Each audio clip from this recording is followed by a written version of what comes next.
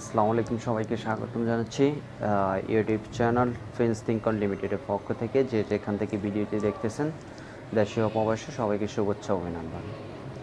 আসলে আজকে আমি এমন কিছু নিয়ে আপনাদের সাথে আলোচনা করতে আসছি। আপনারা অবশ্যই জানেন আমাদের রমজান মাস, আমাদের সাধারণ সিয়াম। অবশ্যই এই রমজান মাসে জানেন অনেক প্রবাসী কিন্তু অনেক কষ্টের ভিতরে আছে। যেহেতু আপনারা ইতিমধ্যে জানেন আমাদের বাংলাদেশে যে দ্রব্যপণ্যগুলা আছে ইতিমধ্যে এগুলো কিন্তু রমজানে আরও অনেক গুণ বেড়ে গেছে। অনেক গুণ বেড়ে যাওয়ার কারণে কিন্তু প্রবাসীরা ইতিমধ্যে ক্ষতিগ্রস্ত হইতেছে।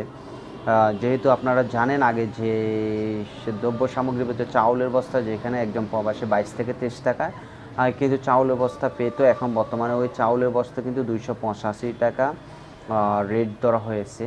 তো আসলে আগে কিন্তু একদিনের স্যালারি দিয়ে কিন্তু একজন মানুষ কিন্তু একটা চাউলের বস্তা পেত। এখন বর্তমানে একটা চাউলের বস্তা যদি একটা প্রবাসীকে ক্রয় করতে হয়, ম্যাক্সিমাম তাকে আপনার 15 দিন, কিন্তু তাকে আপনার 10 দিন, ম্যাক্সিমাম তাকে 10 দিন ডিউটি করার পর কিন্তু সে একটা চাউলের বস্তা কেনার ক্ষমতা রাখে। তো আরও জানেন যে মাছের কিলো, যেখানে মাছ একটা প্রবাসী মাত্র 3 টাকায় আপনার 5 টাকায় কিলো পেত, ওইখানে একজন প্রবাসী কিন্তু একদিনের রুজি দিয়ে কিন্তু 6 থেকে 7 কেজি কিন্তু মাছ কেনার সক্ষমতা রাখত বিগত যখন এই পরিস্থিতি ডলার সংকটটা ছিল না তখনকার। তো এখন জানেন 1 কিলো মাছের দাম আপনার 33 টাকা 30 টাকা। একটা প্রবাসী একদিনের রুজির টাকা দিয়ে কিন্তু 1 কিলো মাছ কেনার সমর্থন নাই বর্তমানে যে পরিস্থিতি। তো দ্রব্যমূল্যের যে হারে বৃদ্ধি পাইছে, শুধু দ্রব্যমূল্য বাংলাদেশি প্রোডাক্টগুলো না, এভরিথিং আপনার এখানে আরও অনেক কিছুর প্রোডাক্টের আপনার দাম বাড়ছে। যেহেতু শুধু বাংলাদেশি পণ্য না, এখানকার লেবানিজ যে আপনার খুচরা যেসব জিনিসগুলো ইতিমধ্যে জানেন, আলুর কেজি আপনার 4 টাকা 5 টাকা চলতেছে, শসার কেজি 10 টাকা কিলো চলতেছে এখানে।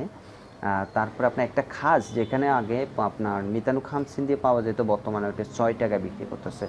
তো আসলে এই অনুযায়ী কিন্তু সব কিছু মিলিয়ে কিন্তু এখন প্রবাসীরা এই রমজান মাসে কতটা কষ্টে আছে, কতটা কষ্টে দিন কাটাইতেছে, এটা আসলে যে পেস করতেছে সে বুঝবে। আর যারা পেস করতেছে না তারা কখনো বুঝবে না, কারণ যার গা তার ব্যথা, সবসময় এটাই সত্যি। কিন্তু এইভাবে যেহেতু এখন একটা যেখানে আপনার এখন জানেন রমজান মাস, যেহেতু আমাদের কিন্তু বাঙালিদের প্রিয় কিন্তু ইফতারি কিন্তু আমাদের বুটভাজি, আমরা মুড়ি, এগুলো আমাদের চাই ম্যাক্সিমাম আমরা এগুলো লাগে। যেহেতু জানেন যেখানে একটা মুড়ির প্যাকেট 2 টাকা পাওয়া যেত, ওইখানে বর্তমানে মুড়ির আপনার পাওয়া যাইতেছে মাত্র এখন বর্তমানে 11 টাকা পাওয়া যাইতেছে। তো তাহলে চিন্তা করেন দেশের আসলে এখানে প্রবাসীরা যে কতটা কষ্টে আছে। তার একদিনের রুজিতেই কিন্তু 2 প্যাকেট মুড়ি পাইতেছে, আর আগে একদিনের রুজি দিয়ে কিন্তু 14 থেকে 15 প্যাকেট মুড়ি পাইতো। তো ওইখানে আবার যে আপনার বুটের কিলো কিন্তু 20 টাকা করা হয়েছে, আপনার খেজুরের কিলো কিন্তু 18 টাকা করা হয়েছে। তো এইভাবে যেভাবে একটা অগ্রগতি যে হারে বাড়তেছে, আবার বেগুন, আমরা কিন্তু বেগুন ভাজি বা পেঁয়াজু, আপনার যে ঢাল ভাজা, অনেক কিছু কিন্তু আমরা ইফতারিতে আয়োজন করে থাকি। যেহেতু আমাদের বাঙালি, আমাদের সিস্টেম যেরকম, আমাদের কালচার যেরকম, আমরা ওইভাবে।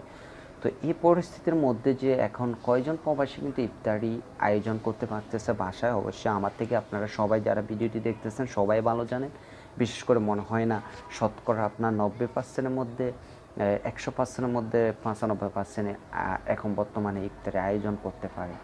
যেহেতু এখানকার যে আপনার সে খাবে নাকি ইফতারি আয়োজন করবে, যে পরিস্থিতি বর্তমানে, যে অবস্থা এখানকার, তো আসলে এটা বলার ভাষা হারিয়ে ফেলছি। যেহেতু সবার পক্ষে সম্ভব না, যেহেতু বিগত একটা বছর আগে কিন্তু ইফতারি পার্টির আয়োজন করা হইতো, অনেকজনের বাসায় ইনভাইট করা হতো। এখন বর্তমানে যে একটা পরিস্থিতির মধ্যে আসলে নিজে খাওয়া তো দূরের কথা, বন্ধুবান্ধব ইনভাইট করা তো এটা তো স্বপ্নের ব্যাপার।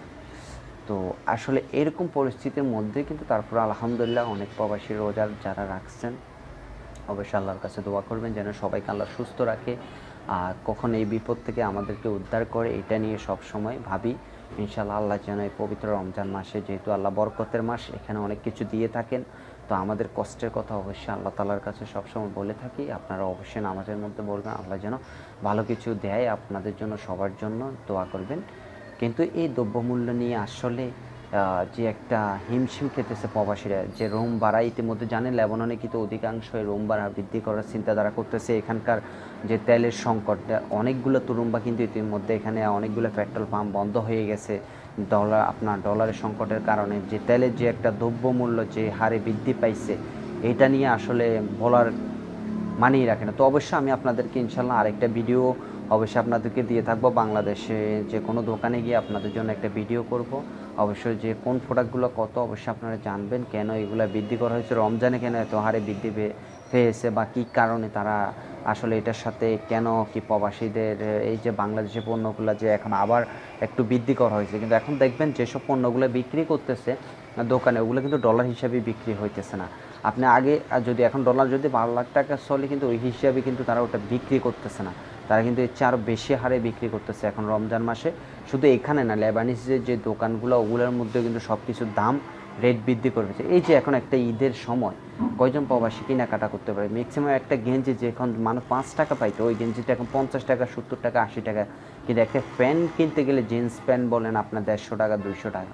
এটা কি সম্ভব? আদৌ সম্ভব না একজন প্রবাসীর পক্ষে।